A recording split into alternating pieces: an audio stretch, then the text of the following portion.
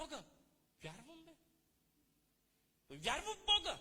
А вратата на църквата ни е отворя. Всички вярват. Аз вярвам. Той вярва. Ама после на здраве на масата. Халелуя. Много вярва. Музиката цяла вечер, 2 литра ракия, бира, и като го попиташ, вярваш? Аз вярвам. Да, ма тази вяра е вярата на демоните. Тя не е вярата, която е истинската вяра да вярваш в Бога. Ти знаеш за Бога. Виж сега, тази дума за вяра е, знаят, че е истина. Тя е информативна. От истинска вяра до информация има разлика. Но тази дума, която се употребява и бесовете вярват тази дума, вярва за демоните, казва в превод от гръцкия, защото на гръцки е писан Новия Завет, казва, знаят, че е истина.